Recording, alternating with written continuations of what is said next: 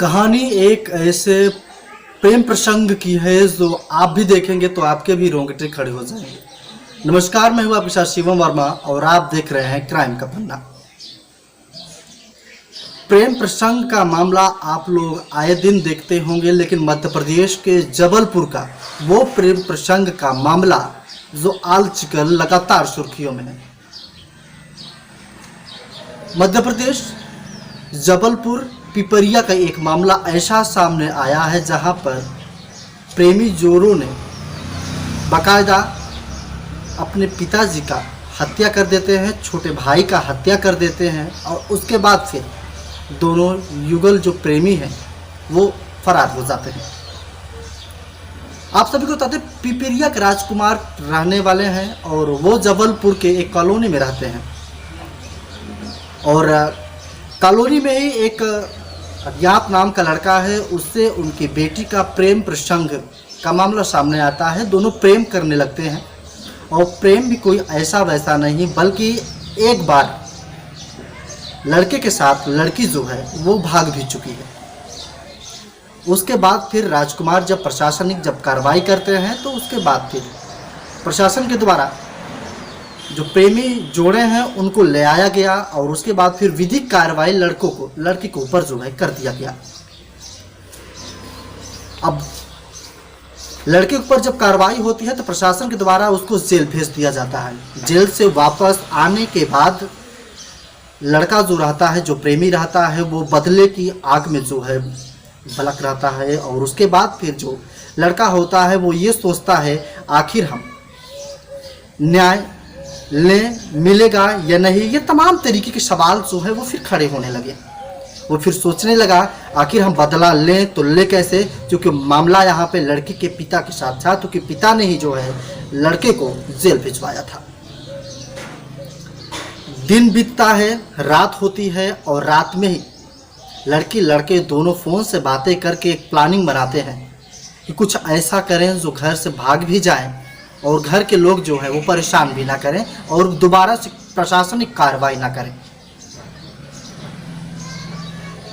लड़की और लड़का दोनों ने बाकायदा प्लानिंग बनाया और सोते समय राजकुमार और उनका जो छोटा बच्चा था वो दोनों सो रहे थे।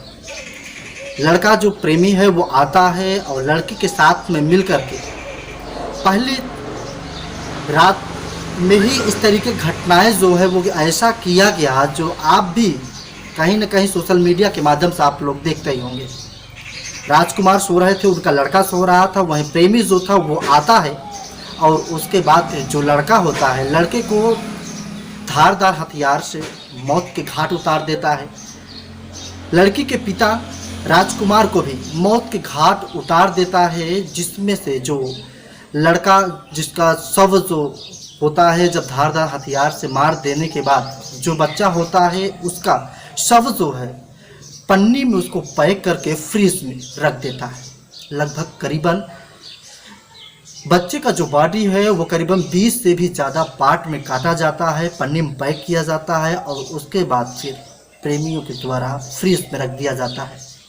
इधर अब बात आती है कि राजकुमार यानी कि लड़की के पिता का जो शव था उसको बिस्तर में लपेट करके वहीं पर फेंक दिया जाता है और उसके बाद फिर दोनों प्रेमी युगल जो जोड़े हैं वो घर से जो है फरार होने लगते हैं। कॉलोनी के बाहर जैसे ही आते हैं तो कॉलोनी के बाहर सीसीटीवी में दोनों लड़के और लड़कियों का दोनों का जो है सीसीटीवी में चेहरा कैद हो जाता है।